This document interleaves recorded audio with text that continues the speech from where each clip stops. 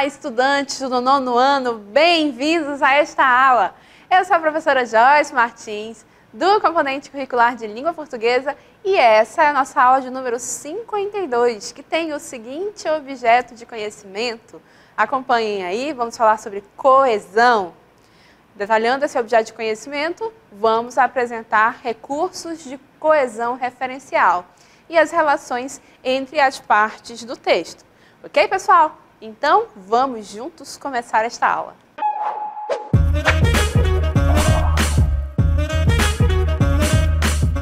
Então, vamos tratar de coesão. E para compreender a ideia, o conceito de coesão, nós temos que imaginar o texto não como uma sequência aleatória de palavras. Não é assim, não é? Os textos, eles são constituídos por ideias. E essas ideias nós organizamos em frases, em enunciados, certo? Mas ainda assim, eu não posso imaginar o meu texto como uma junção de frases aleatórias. Não é assim. Uma frase se junta com a outra, se conecta com a outra e vai construindo relações de sentido, não é? Essas relações de sentido é que vão dando harmonia às ideias e vão fazendo com que o texto, como um todo, faça sentido. Vocês não sabem disso, mas a palavra texto tem como origem um termo que significa, que pode significar, que pode ser um termo comum à origem da palavra tecido. É isso mesmo, justamente porque o tecido é formado a partir do entrelaçar dos fios, correto? E o texto é formado a partir do entrelaçar das ideias, que vão constituindo até que ele fique pronto, não é? E como é que eu entrelaço as ideias do texto? Exatamente com os mecanismos de coesão, ok? Então vamos lá. Vamos então conceituar o que é a coesão textual, né? Coloca na cartela no ar, vamos lá. Coesão textual, o que é? É um conceito semântico referente às relações de sentido que se estabelecem entre os enunciados que compõem o texto. A coesão também se refere aos modos como os componentes do universo textual, isto é, as palavras que ouvimos ou vemos, estão ligados entre si dentro de uma sequência. Então, a coesão será observada justamente a partir de elementos que nos servem para juntar as ideias do texto. A gente já estudou aqui, coesão, né? A gente viu aí a questão dos conectivos e as conjunções, né? A gente trabalhou muito pesadamente com vocês aqui ao longo do nosso módulo. Mas há outros mecanismos que fazem esse processo de coesão, né? Pronomes, expressões adverbiais que localizam no tempo e no espaço, enfim. Então nós vamos aqui evidenciar para vocês e mostrar para vocês exatamente esse processo da coesão acontecendo e o quanto ela é importante para que o texto faça sentido, progrida na sua temática e não seja também repetitivo, que é uma outra questão que a coesão ajuda muito a eliminar repetições e fazer com que o texto não seja cansativo, não é? Então vamos lá.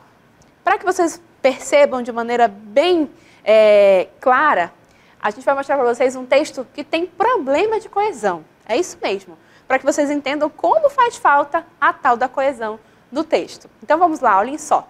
Como fica um texto com problemas de coesão? Então olhem só, esse aí tem problemas, tá, gente? Carlito partiu no barco verde. O barco era longo e forte. Carlito parou perto da árvore. Era tarde e Carlito dormia. Acordou e comeu carne de carneiro. Que calor, vou nadar. Né? Então, nesse breve espaço de texto aí tão curto, vamos avançar a próxima cartela, por favor? Olhem só, em destaque, em verde, vejam quantas vezes repetimos o nome de Carlito. Né? 3 vezes. E a palavra barco foi repetida 2 vezes. Além disso, né, ele, do nada, né, ele estava ali dormindo e tal, e aí quase como que se fosse num salto. Ele já está com calor e vai nadar. Peraí, o que aconteceu nesse meio tempo aí? Então, nota que entre a questão aí de ter calor e ir nadar, falta uma conexão de ideias com a ideia anterior, que é acordou e comeu carne de carneiro, não é? Se isso fosse uma história em quadrinhos, até daria, né? Ah, pulou de um quadro para o outro. Mas no texto escrito assim, em parágrafos, que nós chamamos de prosa, é como se faltasse um pedaço da informação, a junção de uma ideia com a outra. Além disso, temos essas repetições que estão aí, né? Em que um texto tão curtinho, com tantas repetições, não é assim tão bem-vindo. Então, a gente precisa resolver essas repetições e essa falta de conexão entre as ideias que estão aí. Então, vamos resolver? Vamos ver, então, como é que fica este mesmo texto reescrito e agora resolvendo as questões de coesão? Vamos lá, então. Olhem só. Carlito partiu no barco verde, que era longo e forte. O menino parou perto da árvore. Ficou tarde e acabou adormecendo. Acordou com uma fome danada, com vontade de comer carne de carneiro. Não comeu porque o carneiro não dá em rio. Sobrou a chance de nadar, o que foi bom, porque fazia calor, não é? Então agora o texto faz mais sentido. A história de comer carne de carneiro e aí de repente ele foi nadar, não é? As ideias têm mais lógica, se desenvolvem de uma maneira mais lógica. Além disso, as repetições também foram resolvidas. E a gente vai mostrar agora para vocês na próxima tela justamente como foi que a gente resolveu isso. Olhem só. Então, por exemplo, em vez de repetir 3 vezes o nome do Carlito, não é? A gente fez o quê? Escreveu uma vez Carlito e na próxima ideia a gente substituiu por o menino. Isso é um mecanismo de coesão. A gente pode substituir por palavras ou expressões que dentro de um contexto são sinônimas, né? Uma outra repetição que era da palavra barco, né? A gente escreveu uma vez barco e na outra frase em que, em vez de dizer no barco verde e o barco verde era longo e forte, a gente usou um pronomezinho relativo que serve justamente para isso, para retomar algo que foi dito anteriormente. Então, a gente disse, partiu no barco verde que era longo e forte. Então, esse pronomezinho que se refere ao barco, né? Além disso, vamos manter a tela no ar, por favor. Olhem só. Aí, notem que a gente acrescentou uma informação aí de tempo. Ficou tarde, né? E acabou adormecendo. Então, foi por isso que ele dormiu, porque ficou tarde, não é? E, além disso, a gente adicionou algumas explicações, né? As conjunções explicativas ali, né, que já são conhecidas aqui do 9º ano, correto? Olhem só elas trabalhando no nosso texto, né? Não comeu porque carneiro não dá em rio. Porque na primeira versão do texto parece que ele comeu, né? Mas aí houve uma explicação e mais adiante veio então a ideia, né, de que já que ele não comeu, porque não teria carneiro para comer, sobrou a chance de nadar, o que foi bom porque fazia calor. Então notem que agora sim o texto é mais claro. A sequência de ideias e das ações ficou mais evidente e as repetições foram eliminadas, justamente para que a gente entenda de fato as ações do Carlito, tudo o que ele fez, a sequência das ideias e daquilo que aconteceu nesse passeio dele de barco, certo? Então ficou clara aí a diferença entre um texto que tem problemas de coesão e que tinha ali espaços que estavam, vamos dizer assim, em branco, faltava informação, faltava a conexão entre as ideias, além das repetições. E o outro que está com a coesão bacana, não é? A coesão que a gente consegue entender a sequência de ideias, não fica ali nenhum espaço em branco, além disso, não tem as repetições. Ok? Então vamos lá agora, que eu apresentei para vocês a diferença entre um texto com coesão e o outro sem, né? Como é que fica aí esse contraste? A gente vai entender que existem 2 maneiras de construir a coesão do nosso texto. Então, olhem só. Vamos lá. A primeira nós chamamos de coesão sequencial, não é? A coesão sequencial acontece, né, quando nós temos aí elementos textuais que fazem progredir as informações do texto, estabelecendo aspectos temporais lógicos na organização textual. Então, por exemplo, lá no nosso texto, quando nós acrescentamos aquela informação, ficou tarde, aquela informação ficou tarde é justamente um exemplo de coesão sequencial, porque eu acrescentei ali uma informação, um aspecto temporal e lógico dentro do andamento daquela minha narração, né? Então, quando eu acrescento ali justamente essas expressões de tempo, de lógica, quando eu utilizo ali determinada preposição no meu texto, aí nós temos justamente essa coesão sequencial, que me ajuda nesse processo de progredir com a informação que eu quero escrever, e sem ficar ali me repetindo, não é? E vai me ajudando nessa sequência lógica das informações. E além da coesão sequencial, existe a coesão referencial. A coesão referencial acontece quando nós observamos elementos textuais empregados em referência a outros que já foram citados no texto ou que ainda serão indicados. Ao elemento referenciado damos o nome de referente. Neste caso aí da minha coesão referencial, é justamente quando, lá no nosso exemplo inicial, a gente usou o termo Carlito e depois, na outra informação, a gente substituiu por o menino. Não é? O termo menino faz referência a Carlito. Não é? Também, quando a gente viu lá a repetição da palavra barco, né? Na primeira ocorrência apareceu barco. Na segunda, a gente eliminou, né, aquela repetição e ficou o barco, que era, né, então, era longo, né, o barco. Então, esse que, né, esse pronome relativo que, faz referência a barco. Então, notem que isso é a coesão referencial. Um elemento dentro do texto faz referência a um outro elemento, ok? Dito isso, agora, a gente vai ler juntos aqui um outro texto, no qual nós vamos observar esses processos de coesão acontecendo ao longo do texto.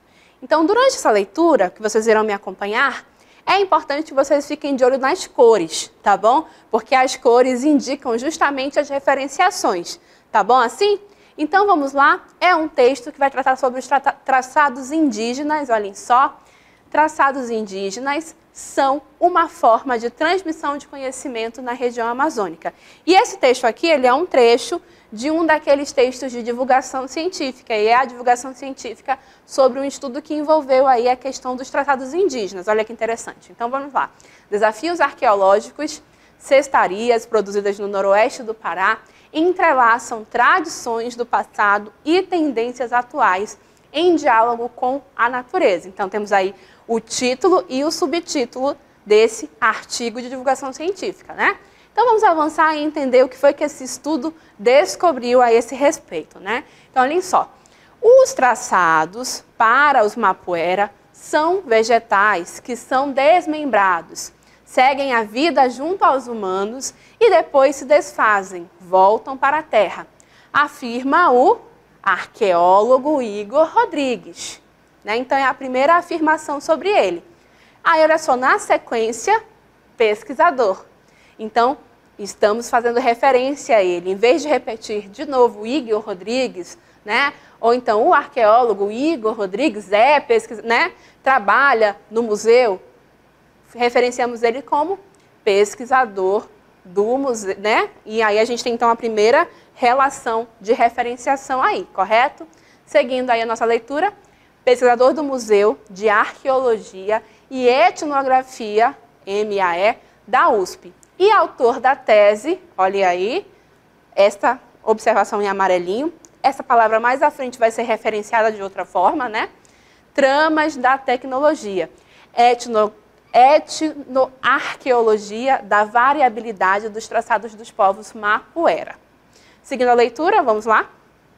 Em sua pesquisa, então olhem só, a tese virou sua pesquisa, correto? Né? Que foi uma das vencedoras do prêmio CAPES de tese de 2023, o arqueólogo, então, novamente, né, a referenciação sobre o arqueólogo, o pesquisador, agora novamente o arqueólogo, estudou estampas traçadas em diversos objetos da cultura Wai-Wai e analisou mudanças históricas e geográficas nos padrões estilísticos, além de impulsionar a economia da região. Os artefatos traçados, olhem aí agora o destaquezinho em rosa, né? Ainda não tínhamos tido este destaque nesta cor, mas acompanhem.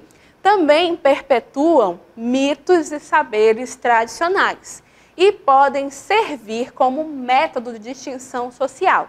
Seguindo. Eles quem?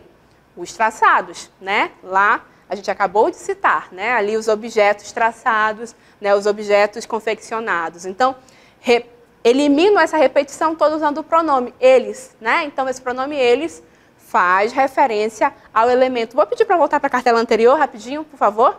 Volta rapidamente para a cartela anterior. Eles quem? Os artefatos traçados. Olhem aí a cor em rosa, certo? Então, o pronome eles retoma, referencia aí os elementos dos artefatos traçados, tá? Então, vamos avançar, por favor, agora? Então, tá. Eles remetem à memória e à história desses povos. Explica o pesquisador, novamente aí em verde, retomando e referenciando todas as referências e as vezes em que o termo sobre esse pesquisador foi dito desde o início do texto, né? Então, nota que vai fazendo a referência sobre ele ao longo do texto, sem, contudo, ficar sempre repetindo o nome dele, para que o texto não seja cansativo, ok? Avançando aí com o nosso texto, transmissão de conhecimento e potência. O papel das produções trançadas, olhem aí tudo em rosinha, né? É essa referenciação, é estrutural na vida dos Waiwai.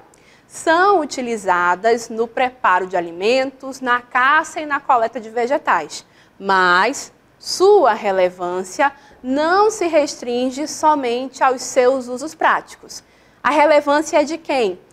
Os usos práticos são de quem? São das produções trançadas. Então, nota aí essa referenciação, né? Esses pronomes possessivos estão indicando aí e fazendo referência às produções trançadas, não é? Então, está fazendo aí a relação de posse, porque a relevância e os usos práticos são dessas produções trançadas. Então, nota que, novamente, ao longo do texto vai se construindo esse processo de referenciação, né? Então, a gente está ligando a relevância e aos usos práticos lá, às produções trançadas, usando esses pronomes possessivos aí, seus, e sua, não é?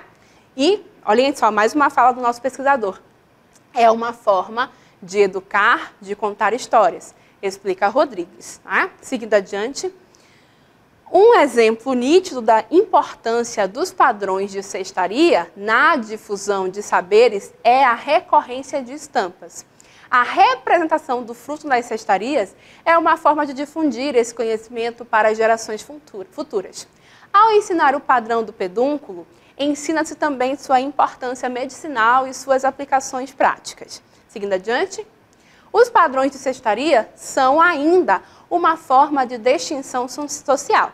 Segundo Rodrigues, aí de novo, né, referência ao nosso pesquisador, está em verde aí a cor, né?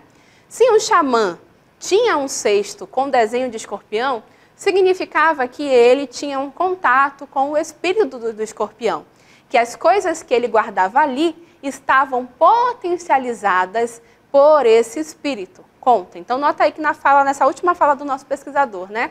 Se um xamã, né? Aí o termo xamã é retomado mais adiante por ele. Ele tinha, né? E mais adiante, ele guardava. Essas aparições do pronome ele aí aparecem para fazer referência e retomar o nome xamã.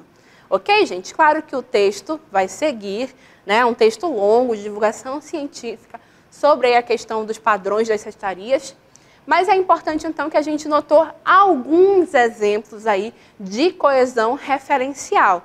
É importante frisar também que não foram os únicos. Esses que eu destaquei com vocês são alguns. Ao longo do texto tinham os outros. Mas para que vocês pudessem, então, observar esse processo de referenciação em que um termo sinônimo ou um pronome retoma algo que foi dito anteriormente ao longo do nosso texto, ok? Isso é a coesão por referenciação, a coesão referencial, tá bom? Agora a gente vai avançar com a nossa aula e nós vamos agora entender o seguinte: como é que eu posso, então, professora, me apropriar melhor dessa coesão referencial? Como é que eu posso enxergá-la no texto? Como é que eu posso analisá-la, perceber que ela acontece e até utilizar na hora que eu estiver escrevendo? Então, vamos lá? A primeira forma, então, de fazermos a nossa coesão referencial é justamente por esse processo de substituição, tá, gente? Então, olhem só. A substituição se dá quando uma palavra é retomada ou precedida por outros elementos, né? Então, olhem só. Aí, dentro dessa coesão por substituição, eu tenho uma subforma, né? Que a primeira é justamente a anáfora. A anáfora faz o quê? Ela retoma elementos que já apareceram no texto. As palavras que, em geral, atuam nesses processos de anáfora são artigos, advérbios, pronomes e numerais, né? Mas isso aqui é geralmente, em geral. Isso aqui não é uma regra fechadinha, tá? Em geral. Não estamos usando sempre nem nunca, né? Então, em geral, artigos, advérbios, pronomes e numerais fazem esse processo de anáfora. O que é a anáfora? Retomada de elementos que já apareceram no texto. Então, olhem só. Exemplo. Se um xamã tinha um cesto com desenho de escorpião, significava que ele tinha um contato com o espírito do escorpião e que as coisas que ele guardava ali. Então, olhem só, concordam comigo que quando eu escrevi essas duas vezes o pronome ele aqui, eu estou retomando a palavra xamã? Sim, né? Então, esses meus dois pronomes aqui, eles estão retomando algo que já apareceu no meu texto, não é? Então, olhem só. A anáfora retoma elementos que já apareceram no texto. Então, isso aqui é um exemplo de anáfora, né? Eu escrevi xamã e depois eu fui retomando, utilizando pronomes, esse termo xamã, correto? Então, eu tenho um exemplo aí de anáfora, ok? Aí, pessoal, importante notar que temos uma outra forma de fazer essa coesão por substituição, tá? E aí, essa outra forma é a catáfora, né? Então, vamos avançar para a catáfora. Olha só a diferença bem básica. A anáfora retoma elementos que já apareceram no nosso texto. A catáfora é diferente. Olhem aí, né? A catáfora diz o seguinte: antecipa elementos textuais que ainda irão aparecer, né? Quando eu utilizo a catáfora, é uma coisa que ainda vai aparecer no meu texto, correto? Então, olhem só, as palavras que, em geral, atuam nesse processo também vão ser os artigos, os advérbios, pronomes e numerais, né? Então, vamos ver o exemplo de catáfora para ficar mais claro para vocês. Olhem só. O pesquisador concluiu isto, : artefatos trançados têm função econômica, perpetuam mitos e saberes tradicionais e podem servir como método de distinção social. Olha só que interessante. Primeiro, ele utilizou o pronome isto. Ele anunciou, né? E esse pronome isto faz referência ao que ainda vai aparecer, né? Porque as conclusões que ele fez, a que ele chegou, ainda irão aparecer no texto. Concordam comigo? De novo, vamos lá, olhem só. A palavra isto, esse pronome isto, vai fazer referência justamente a quê? Aos artefatos trançados que têm a função econômica e assim por diante, correto? Nota, então, que primeiro veio o pronome e depois o elemento ao qual ele faz referência, correto? E olha só que interessante também, depois do pronome isto, ele utilizou dois pontos. Dois pontos a gente utiliza realmente quando a gente vai enunciar alguma coisa, quando a gente vai falar alguma coisa importante. Então, nota, nesse caso aqui, é uma catáfora. Por quê? Porque o pronome está fazendo referência a algo que ainda vai aparecer no texto, né? Primeiro veio o pronome, depois aquilo que ele retoma. É diferente da anáfora, né? Na anáfora, primeiro veio o elemento que ele retoma e depois veio o pronome, né? Então, tem diferença nessa ordem, ok? Ficou claro aí para vocês, né? Então, trabalhamos aí a anáfora e a catáfora. E as duas são exemplos de coesão por esse processo de substituição, em que eu substituo um termo por outro, que pode ser aí um sinônimo ou que pode ser pronome relacionado, certo? Seguindo adiante, que já que estamos falando de coesão por substituição, temos aí, então, justamente a substituição. Olhem só, então olhem aqui comigo. Na substituição, o que vai acontecer é o seguinte: o termo é retomado por outro de valor equivalente no contexto. É o tal do sinônimo, né? Geralmente ocorre com utilização de substantivos, né? Então, por exemplo, quando lá no texto aparece autor da tese, tramas da tecnologia, etnoarqueologia da variabilidade dos trançados dos povos Mapuera, em sua pesquisa, nesse contexto aqui, tese e pesquisa são sinônimos nesse contexto, né? Quando ele fala da tese, a tese é a publicação da pesquisa. Ora ele fala sobre a tese, ora ele fala sobre a pesquisa. Utiliza um em correspondência com o outro, né? Então, para evitar de o tempo todo ficar repetindo a palavra tese, tese, tese, ou só pesquisa, pesquisa, pesquisa, em um momento ele utiliza a tese, aí depois ele vai e referencia como pesquisa. Então, isso é o processo da questão da coesão por substituição, em que eu substituo um termo por outro que tenha valor equivalente, para evitar de ficar repetindo a mesma coisa, né? Quando eu falei do menino, né, logo no início da aula, né, primeiro a gente citou o nome dele e depois, mais adiante, a gente foi e referenciou como o menino, né? Justamente esse processo de sinônimos, para evitar as repetições. Isso é a coesão por substituição, tá bom? E aí, para a gente encerrar essa aula, existe uma outra maneira também de fazer a coesão referencial, né, que nós estamos trabalhando aqui durante esta aula. A coesão referencial pode acontecer por elipse. E o que é elipse, professora? É justamente quando, para evitar de ficar repetindo ali os termos, em dado momento eu consigo omiti-lo, tá bom? Mas, contextualmente, é possível recuperá-lo. Então, olhem só. Coesão referencial por elipse. Ocorre quando uma palavra, expressão ou uma informação oracional inteira é omitida.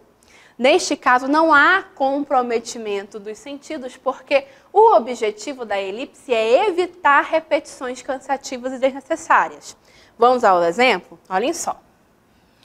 O arqueólogo estudou estampas trançadas e analisou mudanças históricas e geográficas nos padrões estilísticos.